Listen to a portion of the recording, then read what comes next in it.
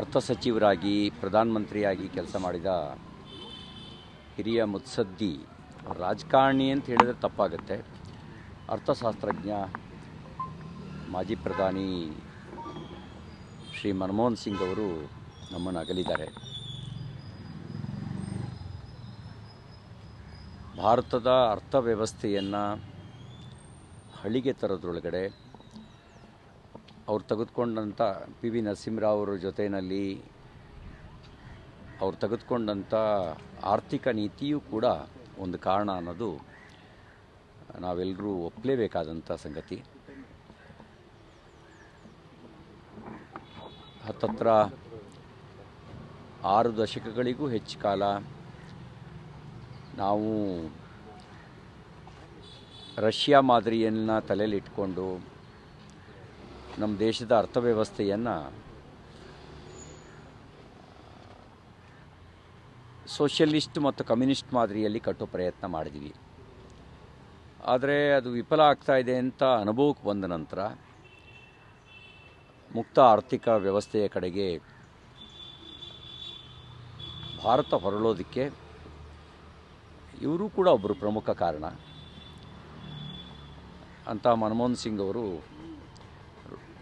ವಯೋಸಹಜವಾಗಿ ಅವರು ನಮ್ಮನ್ನು ಅಗಲಿದ್ದಾರೆ. ಅವರ ಆತ್ಮಕ್ಕೆ ಸದ್ಗತಿಯನ್ನು ಕೊಡಲಿ ಅಂತ ಭಗವಂತನಲ್ಲಿ ಪ್ರಾರ್ಥಿಸ್ತೇನೆ ಮತ್ತು ಅವ್ರ ಕುಟುಂಬಕ್ಕೆ ದುಃಖ ಭರಿಸುವಂಥ ಶಕ್ತಿಯನ್ನು ನೀಡಲಿ. ಹುಟ್ಟಿದ ಮನುಷ್ಯ ಒಂದು ದಿವಸ ಹೋಗಲೇಬೇಕು. ಅವರ ಕರ್ತವ್ಯವನ್ನು ಮಾಡಿ ಹೋಗಿದ್ದಾರೆ. ಉಳಿದೆಲ್ಲ ಸಂಗತಿಗಳು ಈಗ ಪ್ರತಿಯೊಬ್ಬ ಮನುಷ್ಯನಿಗೂ ಪ್ಲಸ್ಸು ಮೈನಸ್ಸು ಇದ್ದೇ ಇರ್ತವೆ.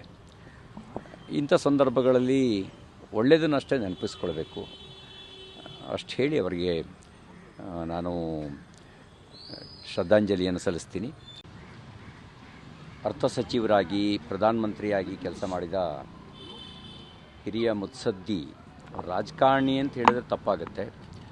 ಅರ್ಥಶಾಸ್ತ್ರಜ್ಞ ಮಾಜಿ ಪ್ರಧಾನಿ ಶ್ರೀ ಮನಮೋಹನ್ ಸಿಂಗ್ ಅವರು ನಮ್ಮನ್ನು ಅಗಲಿದ್ದಾರೆ. ಭಾರತದ ಅರ್ಥವ್ಯವಸ್ಥೆಯನ್ನು ಹಳಿಗೆ ತರೋದ್ರೊಳಗಡೆ ಅವ್ರು ತೆಗೆದುಕೊಂಡಂಥ ಪಿ ವಿ ನರಸಿಂಹರಾವ್ ಅವರ ಜೊತೆಯಲ್ಲಿ ಅವ್ರು ತೆಗೆದುಕೊಂಡಂಥ ಆರ್ಥಿಕ ನೀತಿಯೂ ಕೂಡ ಒಂದು ಕಾರಣ ಅನ್ನೋದು ನಾವೆಲ್ಲರೂ ಒಪ್ಪಲೇಬೇಕಾದಂಥ ಸಂಗತಿ. ಹತ್ತತ್ರ 6 ದಶಕಗಳಿಗೂ ಹೆಚ್ಚು ಕಾಲ ನಾವು ರಷ್ಯಾ ಮಾದರಿಯನ್ನು ತಲೆಯಲ್ಲಿಟ್ಕೊಂಡು ನಮ್ಮ ದೇಶದ ಅರ್ಥವ್ಯವಸ್ಥೆಯನ್ನು ಸೋಷಿಯಲಿಸ್ಟ್ ಮತ್ತು ಕಮ್ಯುನಿಸ್ಟ್ ಮಾದರಿಯಲ್ಲಿ ಕಟ್ಟೋ ಪ್ರಯತ್ನ ಮಾಡಿದ್ವಿ. ಆದರೆ ಅದು ವಿಫಲ ಆಗ್ತಾ ಇದೆ ಅಂತ ಅನುಭವಕ್ಕೆ ಬಂದ ನಂತರ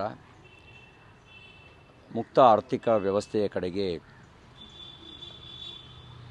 ಭಾರತ ಹೊರಳೋದಕ್ಕೆ ಇವರು ಕೂಡ ಒಬ್ಬರು ಪ್ರಮುಖ ಕಾರಣ ಅಂತ ಮನಮೋಹನ್ ಸಿಂಗ್ ಅವರು ವಯೋಸಹಜವಾಗಿ ಅವರು ನಮ್ಮನ್ನು ಅಗಲಿದ್ದಾರೆ.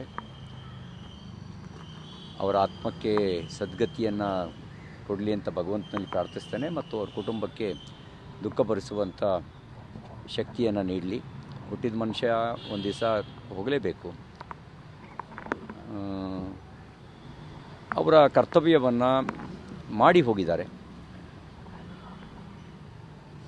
ಉಳಿದೆಲ್ಲ ಸಂಗತಿಗಳು ಈಗ ಪ್ರತಿಯೊಬ್ಬ ಮನುಷ್ಯನಿಗೂ ಪ್ಲಸ್ಸು ಮೈನಸ್ಸು ಇದ್ದೇ ಇರ್ತವೆ.